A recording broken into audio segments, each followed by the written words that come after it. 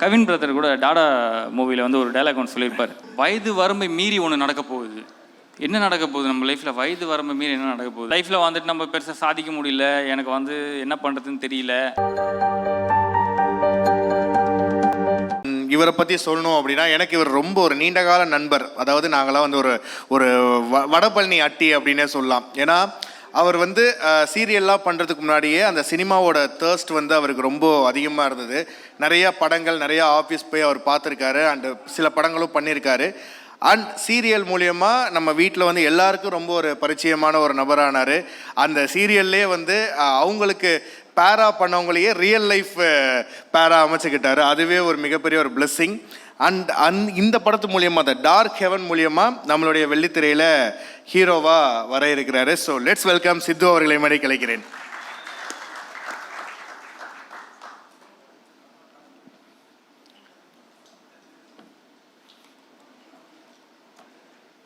Super, stage is yours.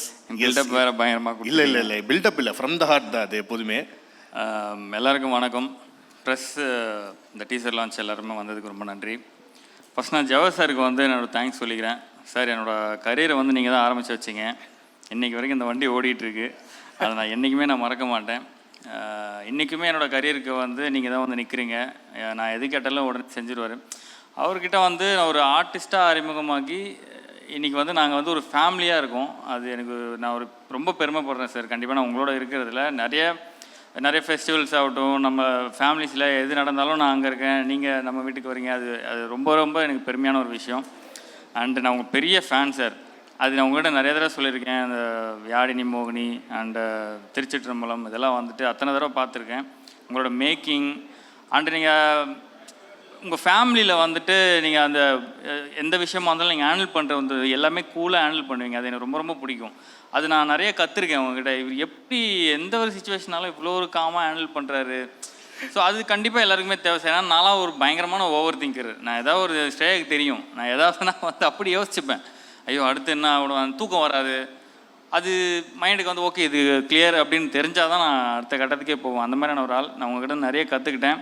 Thank you so much sir. நம்ம இந்த relationship இன்னும் பல வருடம் நம்ம போகணும், இப்படியே இருக்கணும், ஹெல்த்தியாக இருக்கணும். நான் வந்து கடவுள்கிட்ட வேண்டிக்கிறேன். Thank you. And N wife Shreya வந்திருக்காங்க. அவங்களோட சப்போர்ட் வந்து எனக்கு ரொம்ப பெருசு. அவங்க இல்லைன்னா கண்டிப்பாக இந்தளவுக்கு வந்திருக்க முடியாது. எப்படி சொல்கிறேன்னா, அதை சொன்னால நான் நிறைய யோசிப்பேன். அடுத்து என்ன பண்ணுறோம், நம்ம லைஃப் எதை நோக்கி போகுது. சொசைட்டிலாம் இன்ஸ்டாகிராம்லாம் பார்க்கும்போது இப்போலாம் பதறுது. ஏன்னா இன்ஸ்டாலெலாம் வந்து அவ்வளோ போஸ்டெல்லாம் பார்த்தீங்கன்னா எதுவுமே நமக்கு பாசிட்டிவாக இருக்கிற மாதிரிலாம் இப்போ கிடையாது. இது அங்கே நடந்தது, அது அங்கே எரிஞ்சது, இங்கே ஒரு குண்டு வெடிச்சது, ஏலியன் வருது, அது இதுன்னு சொல்லி இதெல்லாம் பார்க்கும்போதே பயமாக இருக்குது. ஸோ அப்போல்லாம் வந்துட்டு யோசிப்பேன் என்ன பண்ணுறது அப்படின்னே தெரியாது எனக்கு. அப்போது என்னென்னா, எனக்குமே கடந்த ஒரு 2 வருஷமாக ரொம்ப பயங்கரமான ஒரு பேட் டைம். என் ஃபேமிலி ஆகட்டும், அம்மா உடம்பு சரியில்லை, அந்த மாதிரி நிறைய விஷயங்கள் என்னை சுற்றி நடந்தது. நான் ரொம்ப ஒரு பயங்கர ஒரு டிப்ரெஷனுக்குள்ளாயிட்டேன். என்னடா இதுவுமே ஒரு ஹேப்பனிங்காக ஒரு விஷயமே நடக்க மாட்டேங்குது. நான் எப்போவுமே வந்து ஓரமாக உட்காந்துட மாட்டேன். அடுத்து என்ன பண்ணணும், ஏதாவது ஒரு முயற்சி எடுக்கணும், நம்ம அடுத்த கட்டத்துக்கு போகிறது முயற்சி எடுக்கணும்னு ஏதாவது யோசிச்சுட்டு தான் இருப்பேன். ஸோ அப்படி போயிட்டே இருக்கும் போது சரி ஓகே, எனக்கு இது ஒரு சின்ன பழக்கம் இருக்குது. ஓகே, ஒருவேளை நம்ம டைம் சரியில்லையோ, நம்ம ராசி சரியில்லையோ, குழந்தை அழுகுது பேசுகிறத கேட்டு. ஓகே சரி. ஸோ நம்ம டைம் சரியில்லையோ, ராசி சரியில்லையோன்னு சொல்லிட்டு என்ன பண்ணுவோன்னா, சரி ஓகே நம்ம வந்து யூடியூப்பில் போய் நம்ம ராசியெல்லாம் போட்டு என்ன டைம் எப்படி இருக்குன்னு பார்க்குற ஒரு பழக்கம் எனக்கு இருக்குது. தயவுசெய்து தப்பாக நினச்சிக்காதீங்க. நான் போய் பார்ப்பேன். பல பேர் பண்ணுறது தான் இல்லை. அப்போ நேற்று கூட பார்த்தேன் நான். நீங்கள் பார்த்தீங்களா? அங்கே போனவுடனே இன்னும் டிப்ரெஷன் அதிகமாகுது. அந்த தம்ப்நெயில் டைட்டில்லாம் நீங்கள் பார்த்தீங்கன்னா வந்து வயது வரம்பை மீறி ஒன்று நடக்க போகுது. என்ன நடக்க போகுது நம்ம லைஃப்பில், வயது வரம்பை மீறி என்ன நடக்க போகுது, அந்த மாதிரியெல்லாம் இருக்கும். இன்னொன்று வந்து வாழ்க்கை தலைக்கெல்லாம் மாறப்போகுதுலாம் தம்ப்நெயில் இருக்கும். ஏற்கனவே நம்ம பயங்கர டிப்ரெஷனில் இருக்கும். அது பார்த்தா இன்னும் டிப்ரெஷன் ஆகிடுச்சு. அதனால் அதை விட்டுறது. இந்த டேட்டு போட்டு இது நடந்தே தீரும் அப்படின்னு வேற இருக்கும். ஆமாம், இது கண்டிப்பாக அந்த டேட்டில் நடந்தே தீரும் அப்படிலாம் போட்டுருவாங்க. சரி ஓகே இது வந்து வேலைக்காவான்னு சொல்லி அதை விட்டுறது. அப்போல்லாம் வந்து ஸ்ரேயா வந்து அவங்க என்ன மாதிரி கிடையாது. அவங்க ரொம்ப கூலாக ஹேண்டில் பண்ணுவாங்க. அவங்களோட சிரிப்பு எனக்கு ரொம்ப பிடிக்கும். அப்போ ஸ்ரேயா பார்க்கும்போது ஓகே நம்ம பொண்டாட்டி இருக்கா நமக்கு, ஸோ பார்த்துக்கலாம், எதாக இருந்தாலும் பார்த்துக்கலான்னு சொல்லி ஒரு கான்ஃபிடென்ட் வந்து எனக்கு ஸ்ரேயா கிட்டேருந்து தான் கிடைக்கும். தேங்க்யூ. நான் ரொம்ப நிறைய வந்து கடமைப்பட்டிருக்கேன். நீ கிடச்சது நான் ரொம்ப கொடுத்து வச்சுருக்கணும். Thank you so much. அண்டு நான் டார்க் ஹெவனுக்கு வரேன்.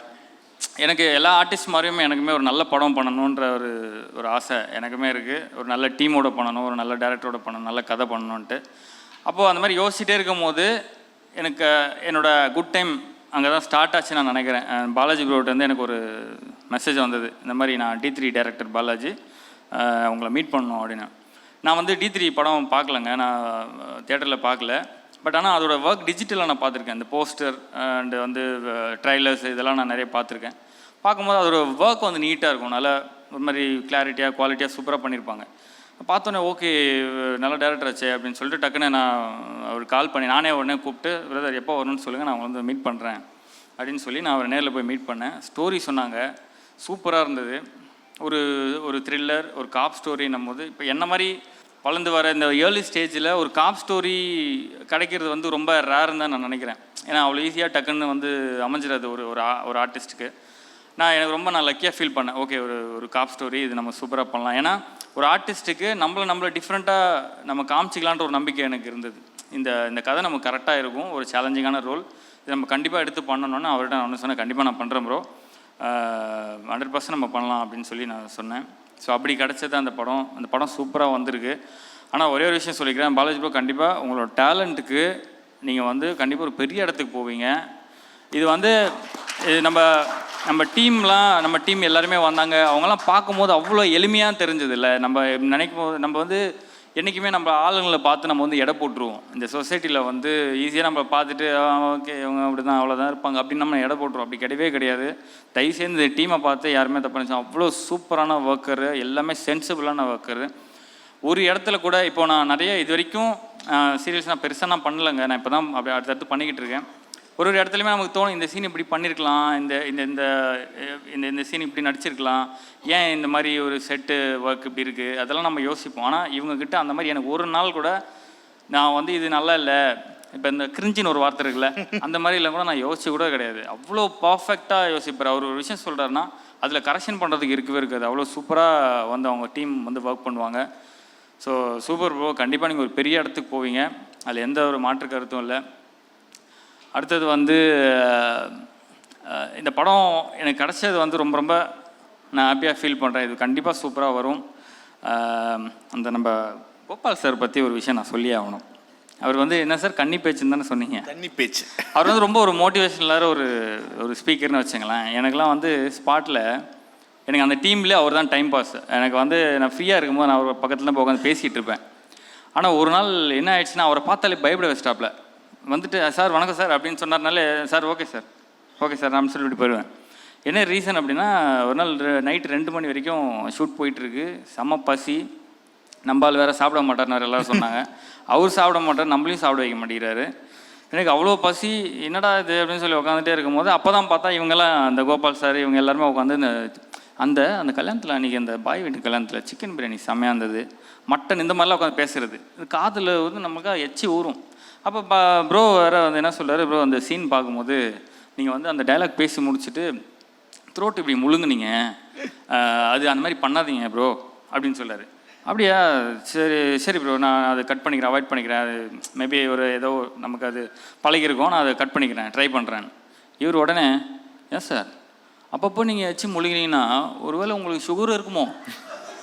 எனக்கு வந்து நான் அதான் சொன்னால நான் ஓவர் திங்கிறேன், எனக்கு அது மண்டைக்குள்ள ஓடிட்டே இருக்கு. ஐயோ நம்ம உடனே இவர்கிட்ட ஏதாவது லீவுக்கு கேட்டு நம்ம உடனே ஹாஸ்பிட்டல் போயிடலாமா, போய் ஏதாவது நம்ம டெஸ்ட் எதாவது பண்ணி பார்த்துருமா, என்ன சார் சொன்னால் அவர் 5 நிமிஷம் அவரே பார்க்குறேன். எனக்கு மண்டை ஒரு மாதிரி கையில் ஸ்வெட்டாக ஆரம்பிச்சிருச்சு, ஒரு வேளை இருக்குமோ அப்படின்ட்டு. அது மட்டும் இல்லை, அடுத்தது ஒரு தடவை என்ன ஆச்சுன்னா, ஒரு ஸ்டன் சீக்வன்ஸு ரொம்ப நேரம் ட்ரையல் பண்ணி கரெக்டாக குறிப்பாத்து என்னை தரையில் இறக்கிட்டாங்க. அது வேறு விஷயம். பெட்டில் இறக்கவும் நான் ரொம்ப கான்ஃபிடென்ட்டாக இருக்கேன். அப்படி இழுத்து பார்த்து தூக்கி தரையில் இறக்கி விட்டாங்க. அந்த பெயின் எனக்கு கிட்டத்தட்ட ஒரு வாரமாக இருக்குது. ஏன்னா அவ்வளோ ஹைட்லேருந்து விழுந்தேன் நான் கீழே. ஸோ அது வந்து நான் சார்கிட்ட சொல்லிகிட்டு இருக்கேன், சார் இந்த மாதிரி சார் பேக் பெயின் ரொம்ப இருக்குது, அன்றைக்கி கொஞ்சம் கவனிக்காமல் கீழே போட்டு விட்டாங்க சார். இல்லை சார், ஆமாம் சார், அப்படிலாம் நீங்கள் வந்து ஃப்ரீயாக விட்றாதீங்க சார், பேக் பெயின்லாம் சும்மா வராது, நீங்கள் உடனே போய் எம்ஆர்ஐ எடுத்து விட்ருங்க சார், பெரிய பிரச்சனை ஆகிடும், நீங்கள் பார்த்துங்க அப்படின்ட்டாரு. ஐயோ என்னடா இது அப்படின்னு சொல்லிட்டு அந்த மாதிரி ரொம்ப அவர்கிட்ட பேசும்போதெல்லாம் எனக்கு ரொம்ப ஒரு மோட்டிவேஷனலாக இருக்கும். சைட்ல ஏதோ மெடிக்கல் ரெப்ரசன்டேட்டிவா வேலை பார்த்துருப்பாரு. அந்த மாதிரி தான். அதே மாதிரி என்கிட்ட மட்டும்தான் அவர் அப்படி இருப்பார். அது ஏன்னு எனக்கு தெரியாது. திடீர்னு இப்போ ஒரு 3 நாளைக்கு முன்னாடி சாரை மீட் பண்ணுறதுக்கு பொக்கே வாங்கலான்னு போகிறோம். என்னை பார்க்குறாரு. நான் வந்து காப்புன்றதுனால ஷேவ் பண்ணோம் இல்லையா, பார்த்தோன்னே கேட்குறாரு, சார் நீங்கள் ஃபுல் ஷேவ் பண்ணதான் சார் நல்லா இருக்கீங்க, இந்த தாடி நல்லா இல்லை சார். சார் நான் பக்கத்தில் சலூன் இருக்குது சார், நான் போய் ஷேவ் பண்ணிட்டு வந்துடுறேன் சார். நான் அப்புறம் இல்லை சார் இந்த தாடி சொல்ல, நீ முன்னாடி நல்லா தாடி வச்சுருந்தீங்களா அந்த மாதிரி. சார் நான் போயிட்டு ஒரு வாரம் கழிச்சு வரேன் சார். உங்களுக்கு என்ன சார் பிரச்சனை, என்னை பார்த்தாலே உங்களுக்கு என்ன தோணுது, ஏதாவது உங்களுக்கு சொல்லணும்னு தோணுதா அப்படின்னு. அப்போ தான் அப்படியே பார்த்துட்டு அந்த மாதிரி ஒரு ஃபன்னான ஒரு இது தான். ஸோ இந்த டீமில் நிறைய ஒரு ஹாப்பியான மூமெண்ட்ஸ் எல்லாம் சூப்பராக இருக்குது. அண்ட் வந்து நான் காஸ்டிங்கை பற்றி நான் சொல்கிறேன். இவரோட காஸ்டிங் வந்துட்டு நிறைய பேசுகிறேன் நான், ரொம்ப டைம் இருக்குதா? இல்லை காஸ்டிங் வந்துட்டு அவ்வளோ சூப்பராக பார்த்து பாலாஜி பிரதர் வந்து செலக்ட் பண்ணிருக்காரு. இன்னும் நிறைய பேரால் வர முடியலன்னு நினைக்கிறேன். வேல் ராமூர்த்தி சார் இருக்காங்க, ரித்திகா மேம் இருக்காங்க, அப்புறம் ஜெயக்குமார் சார், பிரதீப், தர்ஷிகா, சுமித்ரா, இன்னும் நிறைய பேர் இருக்காங்க. ஸோ இந்த காஸ்ட் எல்லாமே இந்த கேரக்டருக்கு இவங்க பண்ணால் தான் கரெக்டாக இருக்குன்ற மாதிரி இருக்கும். நம்ம அந்த படம் பார்க்கும்போது அந்த அளவுக்கு அவரோட காஸ்டிங் அப்படி இருக்கும். அவ்வளோ ஈஸியாக ஒருத்தர் வந்து தெரிஞ்சவங்க வாங்க நீங்கள் வாங்க அப்படின்ற மாதிரி கூப்பிட மாட்டார். அந்த கேரக்டருக்கு அவங்க கரெக்டாக இருந்தால் மட்டும்தான் அவர் வந்து இந்த கேரக்டருக்கு வந்து அவர் செலக்ட் பண்ணுவார். இந்த காஸ்டிங் வந்து அவ்வளோ சூப்பராக அமைஞ்சிருக்கு. அது ரொம்ப சந்தோஷம்.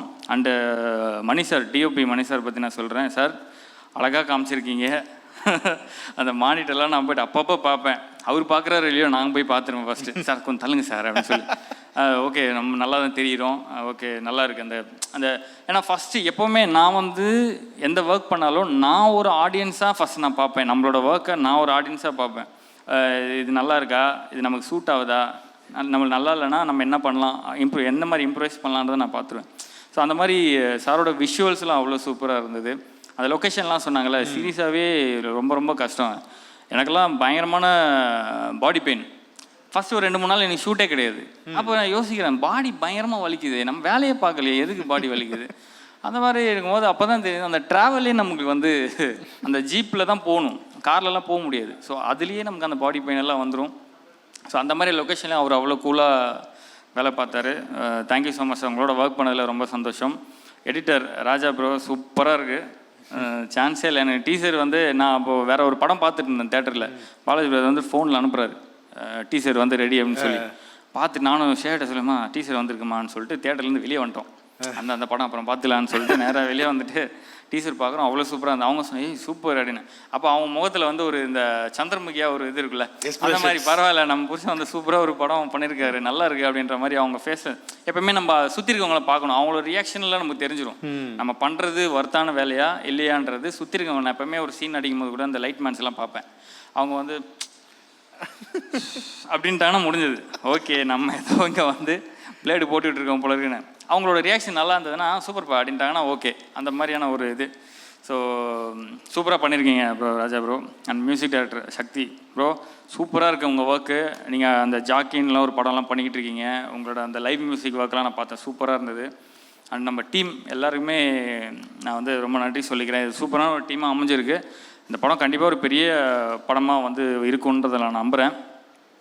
எனக்கு ஒரே ஒரு வருத்தமான ஒரே ஒரு விஷயம் என்னென்னா, நம்மளை சுற்றி இருக்கவங்க வந்து எல்லாருமே நண்பர்கள், எல்லாருமே வந்து எதிரிகள். நம்ம வந்து எப்படி ஐடென்டிஃபை பண்ணலாம்னா இன்றைக்கி இருக்கிற இந்த இன்ஸ்டாகிராம்லேயே நமக்கு தெரிஞ்சிருது. எதை வச்சு நான் சொல்கிறேன்னா, நம்ம இப்போ லைஃப்பில் வந்துட்டு நம்ம பெருசாக சாதிக்க முடியல, எனக்கு வந்து என்ன பண்ணுறதுன்னு தெரியல, ரொம்ப நம்ம ஃபெட்டப்பாக ஒரு போஸ்ட் போடுறோம், ரொம்ப கவலையாக ஒரு போஸ்ட் போடுறோம் அப்படின்னா, அங்கே வந்து ஒரு நிறைய நம்மளை சுற்றி இருக்க அந்த நண்பர்கள் இருக்காங்க இல்லையா, அவங்களாம் வந்து லைக் போடுவாங்க, நமக்கு வந்து மோட்டிவேஷனலாக ஒரு 4-5 வார்த்தை சொல்லுவாங்க, அந்த மாதிரியெல்லாம் இருக்கும். இதே நீங்கள் வந்து ஒரு விஷயம் அச்சீவ் பண்ணுறீங்க, படிப்படியாக ஏதோ முன்னேறிட்டு இருக்கீங்க, ஏதோ பண்ணுறீங்க அப்படின்னும் போது நம்ம எதிர்பார்க்குற அந்த அந்த நண்பர்கள், அந்த சர்க்கிளில் இருக்கிற நண்பர்கள் யாருமே உள்ளே வர மாட்டேங்கிறாங்க. ஒரு சப்போர்ட்டோ ஒரு இதுவோ அதை தெரிவிக்க மாட்டேங்கிறாங்க. அங்கே புரியுது, அங்கே நீங்கள் அதில் பார்த்தீங்கன்னா உங்களுக்கு தெரிஞ்சிடும் யார் யாரெல்லாம் உங்களை ஃபாலோ பண்ணுறாங்க, நீங்கள் பண்ணுறதை பார்க்குறாங்க, ஆனால் அவங்களோட சப்போர்ட் உங்களுக்கு கிடைக்க மாட்டேங்குதுன்ற நீங்கள் ஈஸியாக கண்டுபிடிச்சிடலாம் அந்த சோஷியல் மீடியா வச்சு. ஸோ அதில் வந்து நான் அது பார்க்க இந்த நம்ம கவின் பிரதர் கூட டாடா மூவியில் வந்து ஒரு டைலாக் ஒன்று சொல்லியிருப்பார், நம்ம நல்லா இருக்கலாம் ஆனால் உங்களோட நாங்கள் நல்லா இருந்துடக்கூடாதுன்றது. அதுதான் இங்கே இருக்குது ஆக்சுவலாக. நம்ம வந்து அதை பற்றிலாம் நம்ம வந்து ஆக்சுவலாக கவலைப்படவே தேவையில்லை, நம்ம ஒர்க்கை பார்த்துட்டு போயிட்டே இருப்போம். என்னென்னா அது அவங்க அது புரிஞ்சுக்கணும். நம்ம அந்த சர்க்கிள் வந்துட்டு இன்றைக்கி எனக்கு நல்ல நேரம் வருதா, நாளைக்கு உனக்கு வரும். இன்றைக்கி நான் உனக்கு கைத்தட்டுறேன், நீ நாளைக்கு எனக்கு கைத்தட்டு.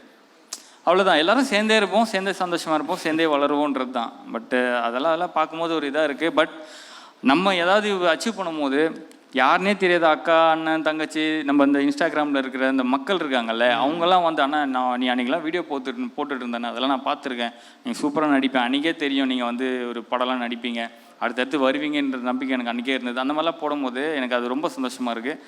அந்த மக்கள் தான் நமக்கு வந்து எப்போவுமே இருப்பாங்கன்றதை நான் நம்புகிறேன். ரொம்ப ரொம்ப தேங்க்ஸ் எல்லாருக்கும். நான் ஏதாவது தப்பாக பேசியிருந்தா மன்னிச்சிருங்க. இந்த படம் வந்து கண்டிப்பாக சூப்பராக வரும், நல்லா குவாலிட்டியாக இருக்குது. எல்லாருமே பார்த்து சப்போர்ட் பண்ணணும், நான் எல்லார்ட்டையும் கேட்டுக்கிறேன். Thank you so much. Thanks. Super. And உண்மையிலே நீங்கள் சொன்ன மாதிரி நிறைய அன்கண்டிஷனல் லவ் வந்து கொடுத்துட்ருக்காங்க. அது வந்து வீட்டில் பயங்கர பிளென்ட்டியாக கொடுத்துட்ருக்காங்க. அவங்கள இந்த நேரத்தில் நீங்களும் ஸ்டேஜில் வந்து a few words about his debut film அதை பற்றி பேசணும். Please come. வாங்க.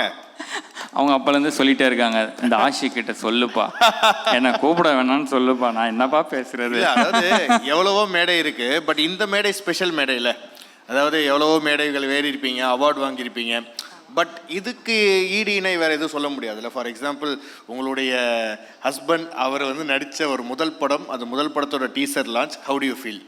ஓகே, ஃபர்ஸ்ட் ஆஃப் ஆல் வந்திருக்கிற எல்லாருக்குமே என்னோட வணக்கம். ரொம்ப ஹாப்பியாக இருக்குது. நான் சித்துவோட படத்தோட டீசர் இன்னைக்கு ரிலீஸ் ஆக போகுது. அண்ட் இங்கே வரைக்கும் அவங்க வந்திருக்காங்கன்னா அது வந்து உங்களோட பியோர் டெடிகேஷன் அண்ட் ஹார்ட் ஒர்க்னால. I am so proud of you. And கண்டிப்பாக இந்த படம் வந்து எல்லாருக்கும் பிடிக்கும்னு நினைக்கிறேன். ஏன்னா டீசரோட ஃப்ரேம் பை ஃப்ரேம் பார்த்தாலே தெரியுது ஹோல் டீமோட எவ்வளோ சின்சியரான ஒரு டெடிகேஷன், பேஷன் இருக்குன்றது நமக்கு தெரியுது. எனக்கு டீசர் வந்து ரொம்ப பிடிச்சிருந்தது. ஃபர்ஸ்ட் டைம் இவங்க காமிக்கும் போது எனக்கு ரொம்ப பிடிச்சிச்சு. அவ்வளோதான். இனிமே இந்த மூவி ரிலீஸ் ஆகும்போது உங்கள் கையில் தான் இருக்குது. நீங்கள் தான் இந்த மூவியாக தட்டி கொடுத்து என்கரேஜ் பண்ணணும். So keep supporting them. All of that. Thank you. Thank you so much. Thank you, Shreya.